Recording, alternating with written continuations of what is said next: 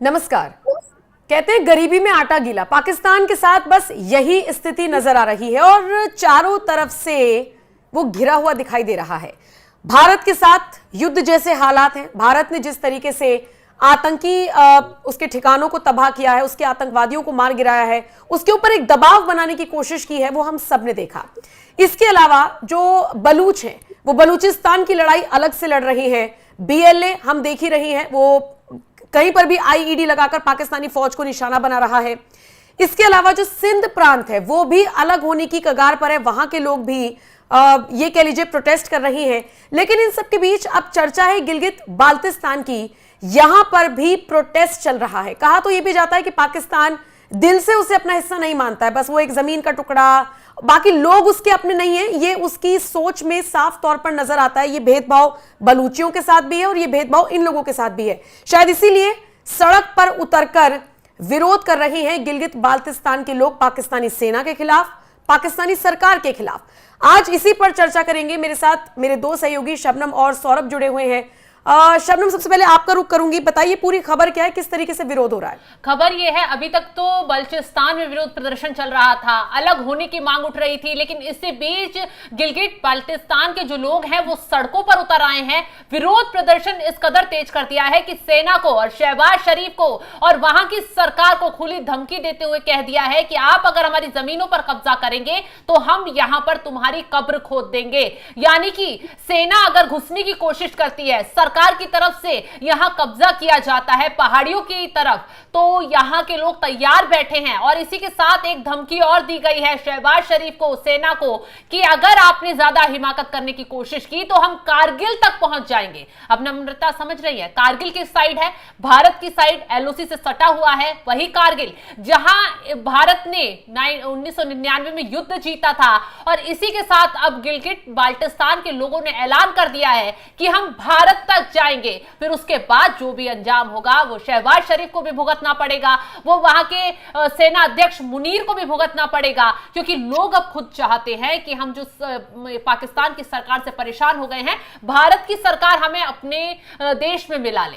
ये बात पीओके से भी उठ रही है। अभी हाल ही में जब भारत ने आतंकी हमले का बदला लिया और जब पहलगांव में आतंकी हमला हुआ तो खुद पीओके के लोग जो है अपनी ही सरकार के खिलाफ आवाज बुलंद कर रहे थे। आवाज उठाते उन्होंने कहा था कि हम यहां के आतंक से परेशान हो गए हैं, हम यहां की सरकार के रवैये से परेशान हो गए हैं, क्योंकि आतंकी जो है वो कारनामा खुद कर रहे हैं, दूसरे देशों को दहला रही हैं, लेकिन अंजाम हमें भुगतना पड़ रहा है। सरकार जो है हम पर ध्यान नहीं दे रही, हमारी क्या आपूर्ति होगी, हमें क्या खाना पीना चाहिए, कैसे लोगों की रोजगार की व्यवस्था क्या होनी चाहिए, इन सबको दरकिनार कर सरकार जो है सिर्फ आतंक को पालने पर ध्यान दे रही है और रोटी पानी के लिए लोग मोहताज होते जा रहे हैं। अब देखिए, खनिज के लिहाज से, पानी के लिहाज से गिलगित बाल्टिस्तान जो है काफी अहम है। तो ऐसे में शहबाज शरीफ की सरकार जो है वहां की जमीनों पर कब्जा चाहती है। वहां कब्जा इसलिए चाहती है क्योंकि पाकिस्तान पहले से कर्ज में डूबा हुआ है। अब गिलगित बाल्टिस्तान एक ऐसा क्षेत्र है जहां खनिज, पानी, बिजली के लिहाज से वहां से अच्छी इनकम हो सकती है, इसीलिए वहां के लोगों को हटाकर वहां सरकार कब्जा करने की फिराक में है और लोग सड़कों पर उतर आए हैं कि आप हमारी मूल सुविधाएं तो हम तक पहुंचा नहीं रहे और हमारी जमीनों पर कब्जा कर हमें यहां से खदेड़ने की कोशिश कर रहे हैं। लेकिन अब हालात ऐसे हो गए हैं कि वहां के लोग जो है सरकार को ही खदेड़ना शुरू कर रहे हैं। बिल्कुल, कब्जे पर कब्जा नामंजूर है, ये मांग और ये बात वहां के लोग उठा रहे हैं। सौरभ, ये भी कहा गया है कि अगर कब्जा करने की कोशिश की गई तो फिर इसी पहाड़ पर कब्र खोद दी जाएगी। मतलब सीधे तौर पर पाकिस्तानी फौज, पाकिस्तानी सरकार को गिलगित बाल्टिस्तान के ये लोग चुनौती दे रहे हैं। सौरभ, देखिए, जिस तरीके की तस्वीरें निकल के सामने आई है और जितनी बड़ी संख्या में सीकर में लोग जुटे थे और आसपास के जो गिलगित बाल्टिस्तान का इलाका है उससे कई शहरों के लोग एक जगह जुटे थे। ये बड़ा प्रदर्शन पाकिस्तान के अंदर तब देखा गया जब भारत और पाकिस्तान के बीच तनाव की स्थिति थी और युद्ध विराम हुआ। यानी कि पाकिस्तान के अंदर चाहे गिलगित बाल्टिस्तान के लोग हों या सिर्फ बलूच विद्रोही हैं, वो सब मौके की फायदा उठाने के में लगे हुए हैं कि इसी समय पाकिस्तान की सरकार को घेरा जा सकता है, अपनी मांग को मनवाया जा सकता है। जिस तरीके से ये बड़ा प्रदर्शन हुआ है वो बता रहा है कि पाकिस्तान दिन पर दिन अपने देश के अंदर गृह युद्ध की तरफ लगातार रहा है। इसके पीछे की वजह पाकिस्तान की सेना और सरकार का आपसी टकराव भी है। लगातार अगर बलूच विद्रोहियों को देखा जाए तो पाकिस्तान की सेना को टारगेट कर रहे हैं, और अब जो खबर निकल के वो सामने आई है, जितनी बड़ी संख्या में लोग जुटे हैं वो बता रहा है, उनका ये तेवर बता रहे हैं, उनकी नारेबाजी बता रही है कि अब पाकिस्तान की सरकार से वो पूरी तरीके से आमना सामना करने के मूड में है।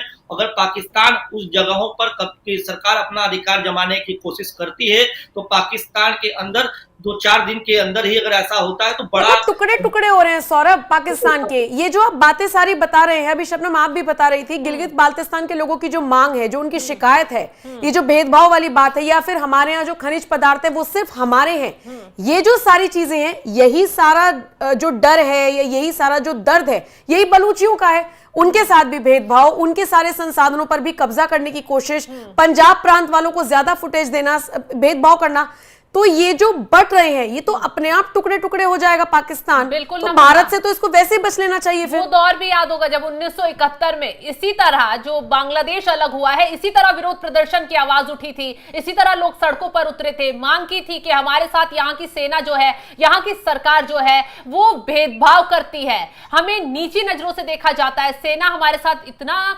अत्याचार करती है कि जो बंगाली भाषा जो लोग थे उनको मतलब पाकिस्तान का समझा ही नहीं जाता था, ना उन तक सुविधाएं पहुंचती थी। और यही वजह थी कि उन्होंने धीरे धीरे भारत में पलायन करना शुरू कर दिया। अब कहां तक, जब उस दौरान तत्कालीन इंदिरा गांधी, वो कहां तक पाकिस्तान के जो बांग्लादेशी लोग, बंगाल के लोग थे, उन्हें कहां तक अपने यहां शरण देती, उन्होंने आवाज उठाई। उसके बाद युद्ध छिड़ा और भारत की मदद से इसी तरह पाकिस्तान से बांग्लादेश अलग हुआ, और अब वही हालात अब दिखाई दे रहे हैं। बलूचिस्तान जो है, जैसे ही भारत ने हमला बोला पाकिस्तान पर, बलूचिस्तान ने भी अपना वार तेज कर दिया, ताबड़तोड़ तरीके से पाकिस्तानी सैनिकों पर हमले किए। और अब वो दिन भी दूर नहीं है जब बलूचिस्तान भी अलग होगा और गिलगित बाल्टिस्तान भी अलग होगा।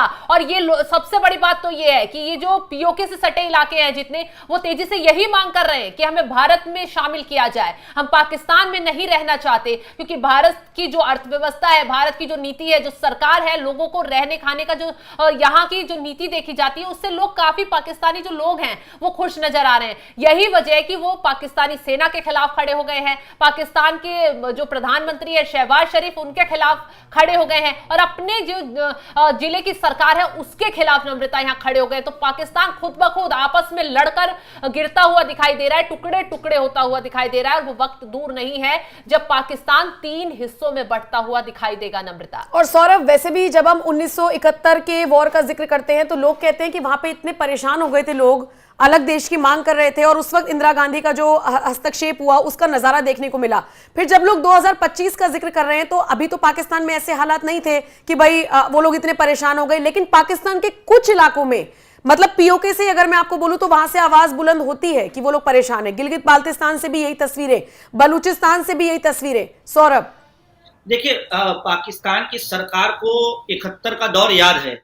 शायद यही वजह थी कि मात्र 4 दिन की सैन्य कार्रवाई के बाद पाकिस्तान के जो प्रधानमंत्री हैं और रक्षा मंत्री हो गए, विदेश मंत्री हो गए, वो लगातार दुनिया भर के बड़े देशों से संपर्क कर रहे थे और ये अनुरोध कर रहे थे कि भारत के साथ मध्यस्थता करा दे, क्योंकि पाकिस्तान को ये पता था कि पाकिस्तान के अंदर जो गृहयुद्ध जैसे हालात, अब उनके जो सुर हैं वो लगातार बढ़ते जाएंगे, क्योंकि 71 में भी ऐसी ही स्थिति हुई थी। और अब जब पाकिस्तान भारत के साथ तनाव को झेल रहा है, भारत की लगातार कार्रवाई, आतंकी ठिकानों पर कार्रवाई हुई, उसके बाद ही अचानक बलूचिस्तान की मांग करने वाले विद्रोही जो है, लिबरेशन आर्मी के जो है, वो पाकिस्तान की सेना को उसी दरमियान टारगेट कर रहे हैं। और उसी समय अब गिलगित बाल्टिस्तान के लोग भी सड़क पर उतर आए हैं। तो ये बता रहा है कि पाकिस्तान इतनी कम दिनों के अंदर सरेंडर करते हुए दुनिया की बड़ी ताकतों के सामने क्यों झुका, घुटने क्यों टेका, और भारत से मध्यस्थता करने के लिए कैसे तैयार हुआ। और इसके अलावा पाकिस्तान के शहबाज शरीफ की सरकार के सामने सबसे बड़ी चुनौती